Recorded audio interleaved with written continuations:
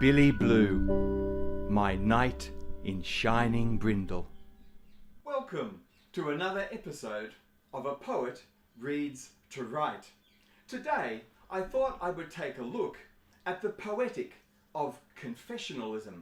This is a poetic that's had a really big impact, for example, on my own current writing practice.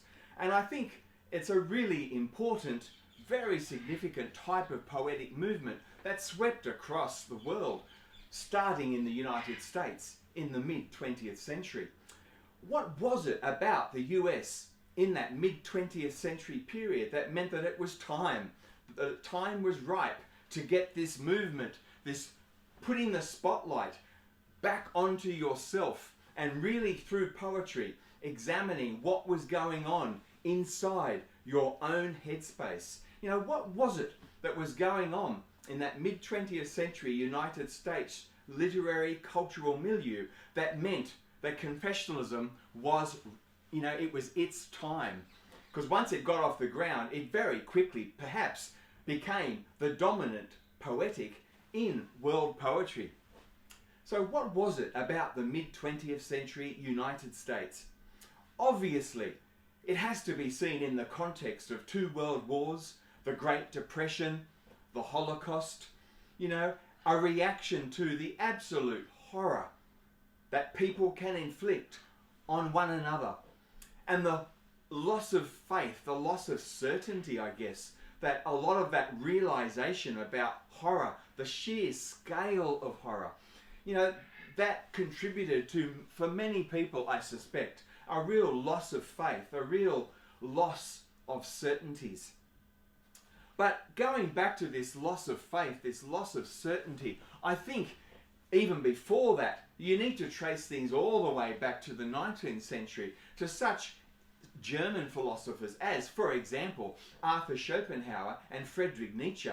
You know, their pronouncement of the death of God, you know, the arrival in the cultural milieu of the absence of faith, the complete collapse of faith and certainties, the capacity that we had to perhaps reinvent, recreate our own morality, all moral systems, without any external references to a God or to anything that was possibly objective. It had a huge impact, didn't it? And then in the late 19th century, you know, you had such philosophers as Søren Kierkegaard, who, within that context of the loss of faith, the loss particularly of certainties, Kierkegaard was trying to do something even more novel, perhaps. He was trying to return to faith, to somehow cling to a life of faith within this broader context of uncertainty, of there perhaps being very little that was actually objective in the way we experience the world. So Kierkegaard was then also really important, and then of course that fed into the late 19th, early 20th century with the rise of psychoanalysis, as that became more and more important. And again, focusing attention on internal headspace, on what was happening in here, so that writers didn't have to only write about the outside world, they could also write about their own very fraught psychology and interior headspaces. So that, of course, led to these great movements of literary modernism, didn't it? You know, from the early 20th century right through. One of the most important waves of modernism was the development of stream of consciousness as a really important craft in the way that the literary fiction writer started to practice their craft. You know, Joyce, Woolf, so many people, you know, Clarice Lispector. Literary stream of consciousness became such an important movement. Surrealism in the fine arts. There are all these things coming together. So I think to answer the question, why did confessionalism as a poetic really get off the ground from that time of the sort of mid-20th century in the United States? You need to see the movement within all of these types of things. And then, of course, also continental philosophy. I think also that was very important, not only going back to Schopenhauer and Nietzsche and Kierkegaard, but then coming up into the 20th century as phenomenology got off the ground, particularly in French and German philosophy, the science of consciousness, of really examining consciousness. And then, of course, one of the expressions of phenomenology as it became more and more important as a philosophical movement was, of course, existentialism. So then there are all of these ways of looking at those very fraught interior states, uncertainties, the loss of faith, and what all of this might mean. And so I think in the mid-20th century it was really time for the poets to also try and, I suppose, in many ways, invent their own poetic of stream of consciousness, of getting inside those interior headspaces and really examining what was going on. And it just happened that it was the United States and US poets that really took the mantle of this particular type of literary modernism. I guess it all starts, doesn't it, with someone like Robert Lowell. There were, right at the beginning, there was Robert Lowell, there was Denise Levertov, another, of course, European emigre who fled to the United States in that mid-20th century type context. There was people like W.D. Snodgrass. These are poets, and Sylvia Plath. I think I would also read Sylvia Plath as very similar at the beginnings of the confessional poetic to Lowell, Levertov, and Snodgrass. These were people who, right at the beginning of this confessional poetic, this stream of consciousness, if you like, as a poetic expression of modernism, these were people who were, yes, they were willing to put the spotlight on themselves to really examine what was going on inside that headspace. But often their poetry was a little more mannered, a little more measured, a little bit restrained, careful, very rich in literary allusion, and really important in putting that spotlight on themselves. But you always get the feeling, I think, that there is a measured approach in these people, that there is something being a little bit being held back. There was a type of still a decency about their craft. Then, of course, as poets began to have to invent new ways of doing things, everybody wants novelty. I suppose to take that confessional poetic even further that had been started by Lowell, by Snodgrass, by Levertov, by Plath. Of course, then you have John Berryman and Anne Sexton. Here we have a confessional poetic that is often truly shocking. This is a poetic that is often self-consciously so exposing about very fraught, damaged interior states that it really can jolt the reader. This really is, I think, the obligation to jolt in the truth of that confessional eye. It's a very raw poetry, even much more raw, I think, than some of these people. People often think Sylvia Plath is the poet of teenage angst, and she was the one that really brought this rawness into poetry. And she did, of course. Poems like Daddy are very, very complicated, complex things to read, and they do unsettle the reader. But even in a thing like The Bell Jar, which is her maybe more famous of those explorations of that really fraught state, in a sense, Plath even there hid behind the text type of fiction, that she in fact wasn't writing autobiography, but in fact was writing a fiction, making a story up. So I think Plath really does have still that mask, that measured approach to things. It's a very powerful poetry, and The Bell Jar is very, very powerful. But there is, in a sense, I think still, like with Lowell, Snodgrass, Levertov, there is, you always feel, a bit of a mask there. maybe for matters of common decency. But with Sexton and Berryman, I think you have a very different type of confessional poetic. Here, the mask is certainly removed and everything is on display. It's very powerful, very dramatic, very raw.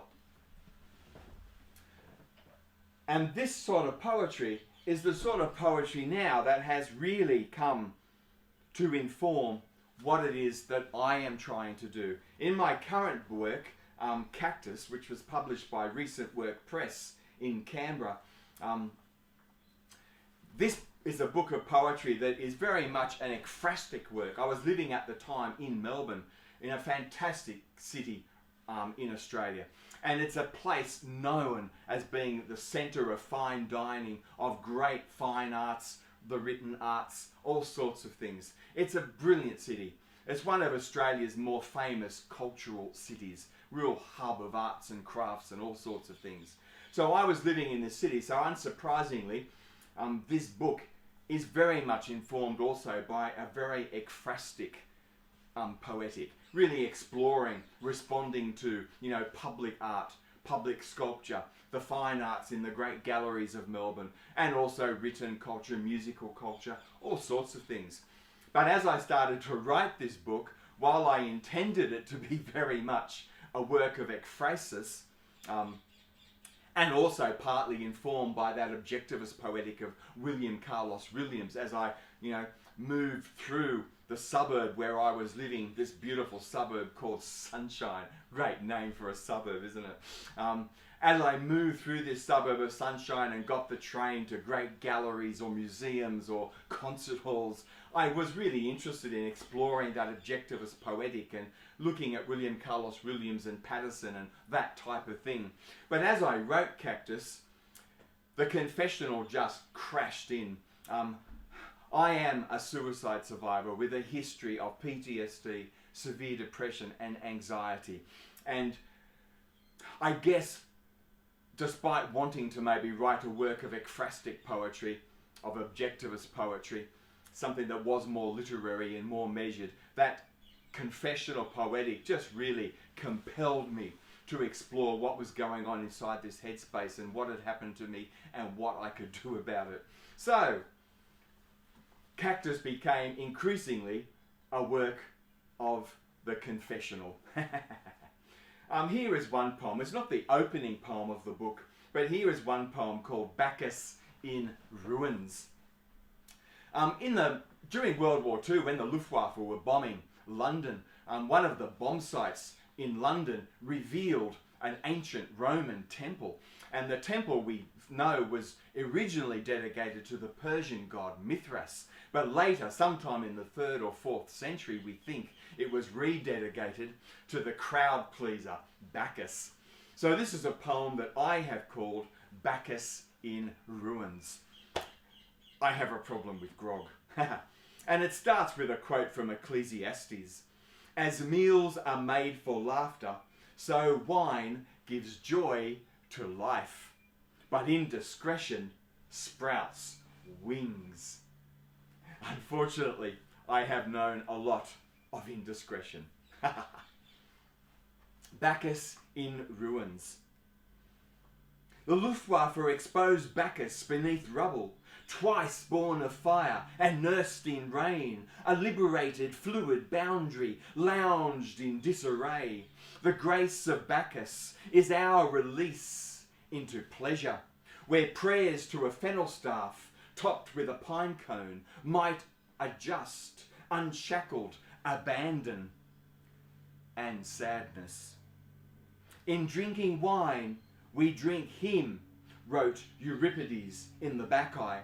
But in this contest to be the one true vine, I have drowned in fundamentalism, rushing to rub myself out, to empty cask and glass in the mirror of precepts, to thine own self be true. I am soursop, weeded shit, sniffed on unwashed fingers, and I thirst to gape camel-like at hubris and catastrophe. Ah, I resent every day surrendered to moderation. The guttural groaning that celebrates order, a life denuded of ecstasy and defeat. I am fallen, not to revelry, but to self-hatred, lust for transcendence, and my appeal for guilt-free suicide is the poor libation of metastasis, with treatment denied. Nonetheless, I still love all those suburban honey-eaters under clear blue, spring-rich skies, but even in sunshine, my worth is shrouded, and I'm stuck, self-medicating against the blue.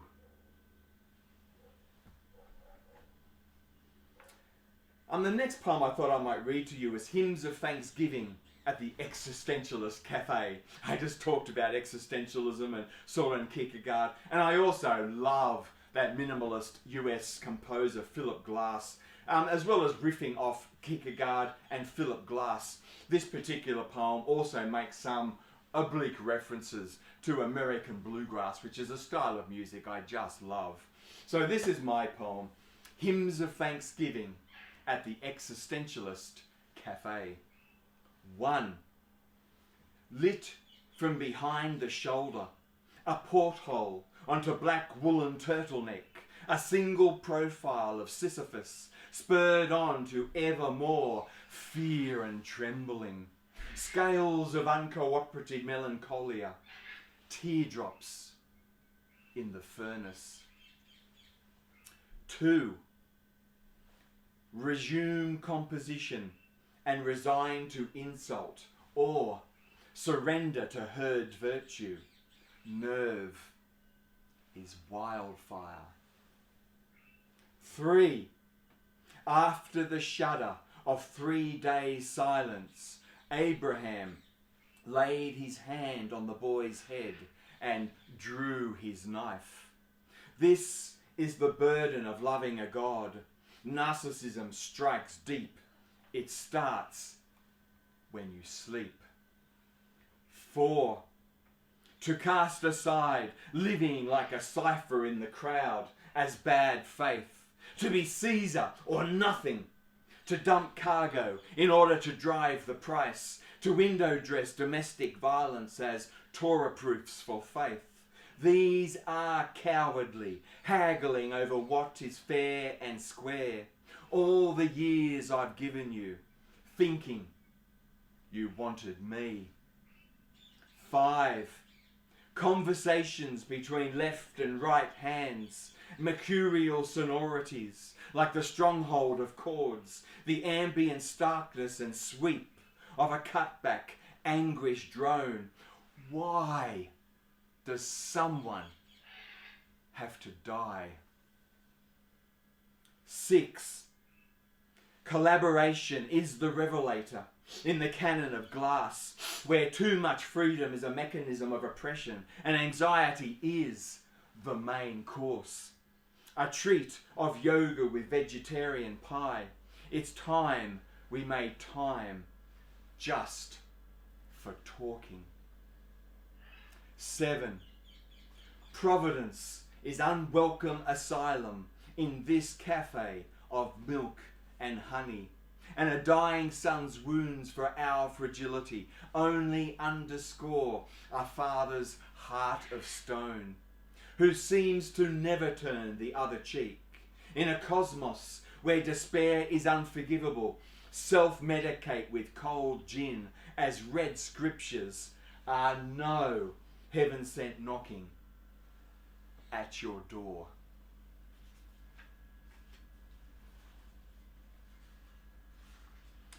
Here's another poem, Unforgivable. I'm not going to read some of the more fraught poems in this particular collection. They might bring me undone a little bit, but I'm hoping I can get through this one. Unforgivable, and it begins with a quote from the book of Job. I have a very complicated relationship with Christianity. Job, may it please God to crush me, to give his hand free play, and do away with me.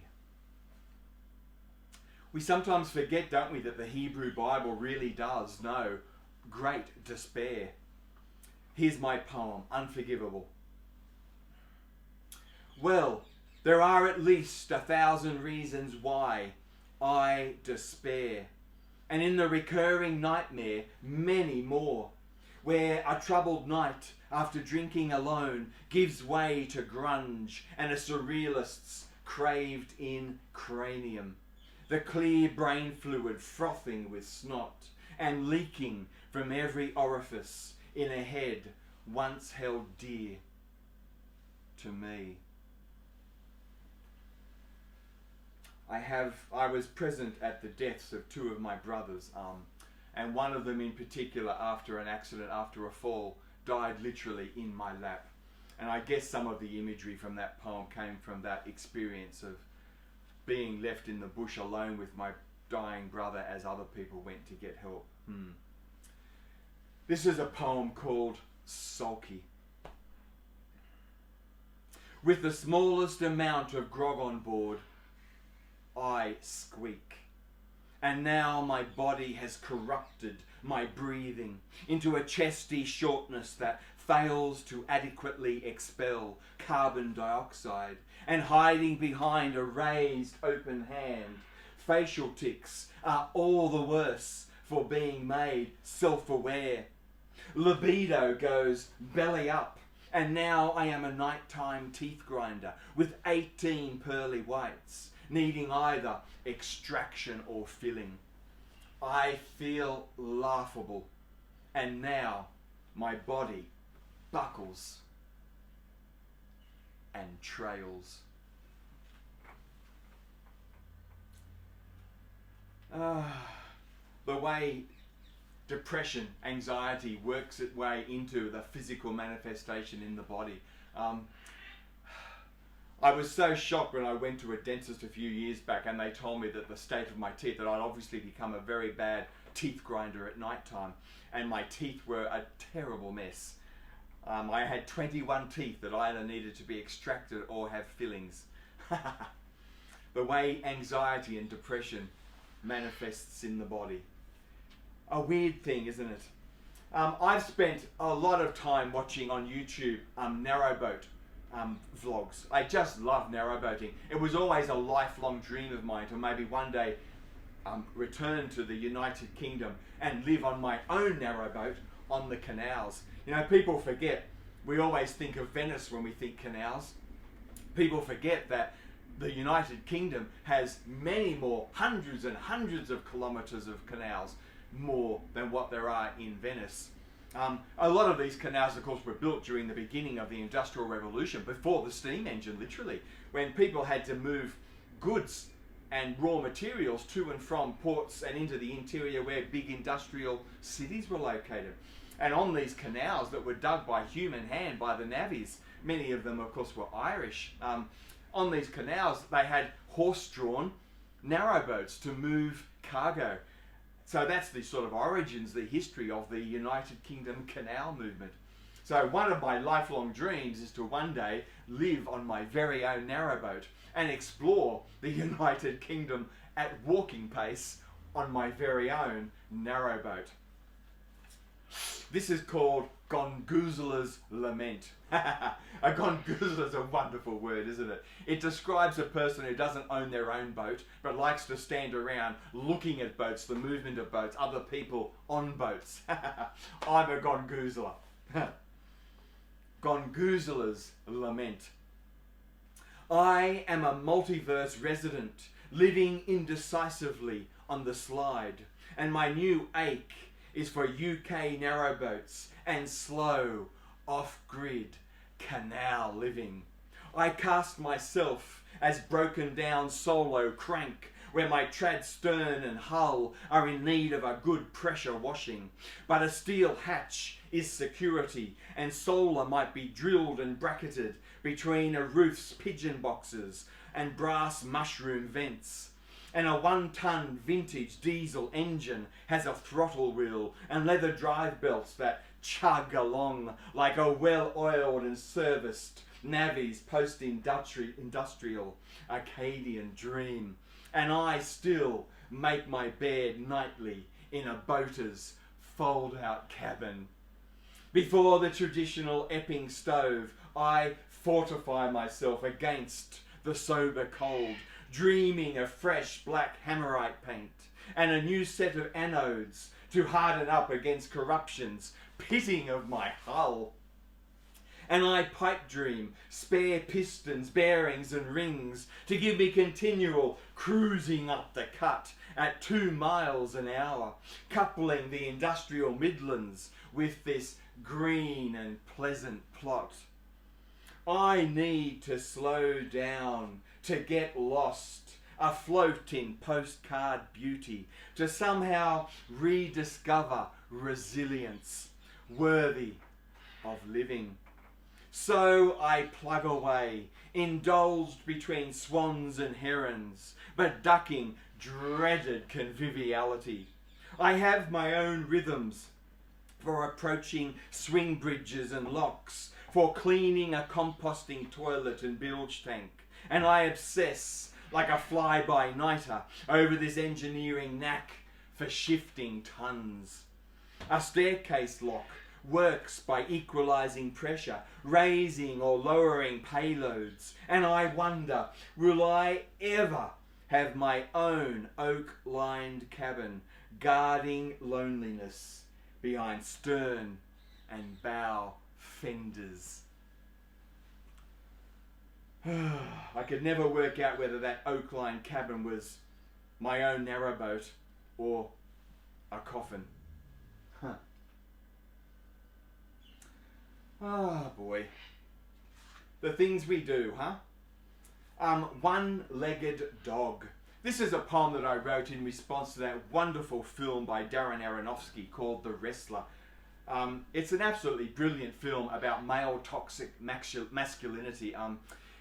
It's a poem that really does explore the damage that men do to themselves. It's a very, very powerful movie about self-harming, about blood, the loss of blood, about sacrifice, about the damage that men do to themselves. And the film stars a song by the same name by Bruce Springsteen. It's an acoustic, I don't listen to a lot of pop or rock music. I listen to much more acoustic music. But The Wrestler, the song he wrote for the film, was a beautiful, haunting acoustic piece. Very, very powerful. So this is my poem, After the Wrestler. And it's after the Aronofsky film and the Bruce Springsteen song. My poem is called One-Legged Dog. 1. No more the boss. My drive to self-harm is likely to end in care. How to shield the act of cutting from snooping restraint, to ram relief through this quarrel with blood. When you're on the ropes, it's what hits the floor. 2. The film opens in tableau, byline glory. 100 kilo of gift-wrapped muscle, though steroids have broken his heart. And a nosedive, milked for all it's worth, is an old-school low shot, ending in a trailer park, where toxic push and shove, the passion pantomime of brutes and idols, all crowned by a staple guns, thorns and razor wire under the spotlights of the ring, an ear-splitting mob adoring the best of him, scapegoat on the ropes. 3. As credits roll, his aging burnt scarecrow bling, a gravel pit of piercings and black leather spoiling bruise. Bet you slump, a one-trick pony, when the blood hits the floor. It's a very, very powerful film. If you haven't seen it, The Wrestler by Darren Aronofsky, and the song, the title song by Bruce Springsteen, very haunting. Being a man, I guess it particularly has a lot of impact on me. That toxic masculinity, the damage we do to ourselves. I also, with my depression, I have had a long history of self-harming and cutting. I've had a big fight with blood. So that's what that poem is about, I guess. Here's another poem I've written, Dark Matter. One of my really big passions is American bluegrass. I just love acoustic music. So this is a poem, Dark Matter, that I have written in response to the career of Gillian Welsh and David Rawlings. There's this Christ person parable concerning talents and whiskey and the underside of prickly bushes. Radioactive blame when others should be thriving because of your work. When wailing is finding yourself pensioned at home. Every day I'm getting calmer, a decision nearer. Sleeping with pills, watching the frets scored to an instrument's thighs. Darling, remember what might have been. Working a love song luxury, bled like red scripture. I have been blessed with so much. Ring those bells like an air-conditioned road train captain, roaring and a top paddock clipped to bulk build order. Such baggage ground under, accelerator to herd return. What possibilities might tomorrow bring when the chasing of wild ponies is picked, precipitous loss, the droning double stops and syncopated bowing of Appalachia, a laid-down ensemble pallet pressed to earth floor. This front porch is national public radio, where gospel is alien to drum machines and synthesized metazapine, and a miscarried birthright has the bent of dirt music, guitar and banjo picking circles, fiddled improvisation, where even the sinking broke tremor deeply, like a double-bass doghouse bulging at the seams. While we're on this theme of American bluegrass, one of my favourite bands of all time are the Punch Brothers, this progressive bluegrass band from the US.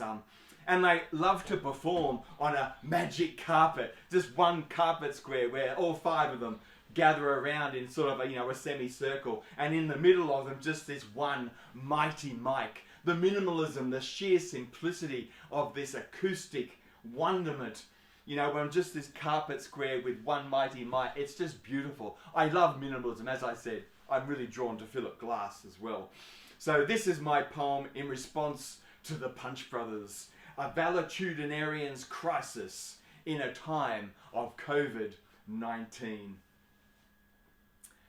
I am indebted to lockdown more than ever to my partner safe at home, but also more a cock on the lookout, whose ensemble overdrive is measured in teaspoons of Vegemite or crushed garlic, or in mugs of strong black coffee, hiding the bottle of pre-noon comeuppance that makes bearable the reels and jigs of perfidy and moonshine soaked up in a sofa's distressed leather.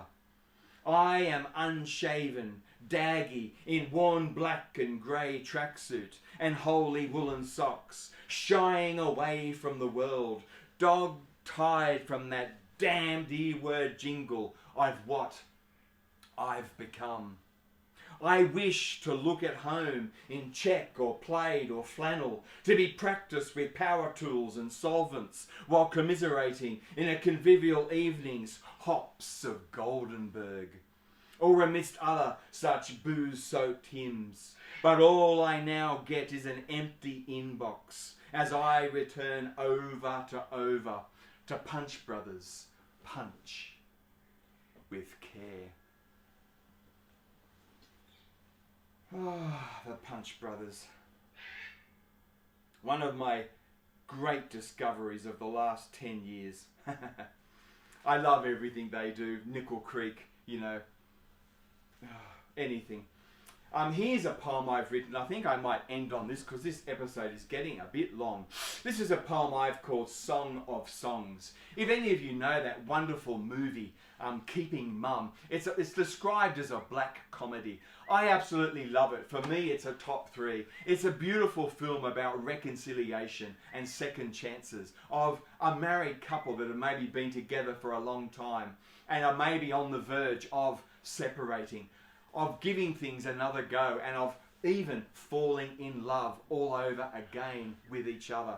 It's a beautiful movie, absolutely stunning. And in many ways, the movie is an ekphrastic poem in many ways on the book from the Bible, the Song of Songs. Again, another beautiful book in the Hebrew Bible. So this is a poem that I've written in response to that book in the Bible, the Song of Songs, and it's a response to that beautiful film, Keeping Mum. This is my poem to end on, about reconciliation, second chances, that hope for maybe a brighter future. Song of Songs. I am no Bond, James Bond, with a little finger so clever, others blush.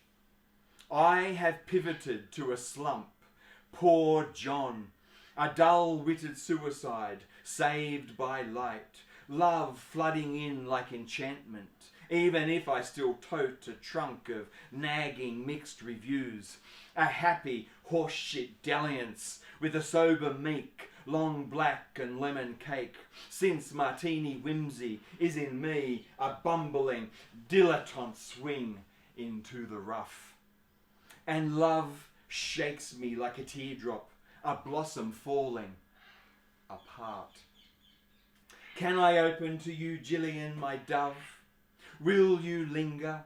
I am wilting in your hands, to your tongue. Can I stir? Can I love enough to cherish you, your pulsating satisfier?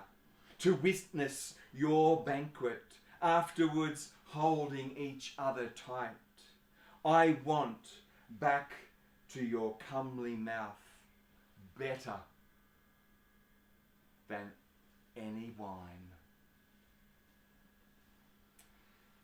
There is always that hope, isn't it? You know, with the confessional poetic, amidst all the despair, amidst all the loss, the collapse of certainty, of faith, you know, those desperate attempts to maybe find faith in something again, those complicated relationships so many of us have with family, with church, or, you know, with religion. Amongst all of that, there is always, isn't there, that hope for reconciliation, for second chances, for love, the return of love. Keeping Mum, like The Wrestler, very, very powerful films. They're quite popular films, you know, they're not really art house films at all, but they're very powerful, very haunting. Films that I return to time and time again, particularly Keeping Mum. It's just such a beautiful experience for me of reconciliation and the hope of second chances. So welcome to a little bit of my thoughts on the poetics of confessionalism and some of my own poems exploring that really powerful poetic that really got off the ground in that sort of mid-20th century United States milieu, and has probably now, wow, it's probably one of the most important movements of modernism to have ever swept across the terrain of world poetry. The poetry of confessionalism. Thanks, and bye for now.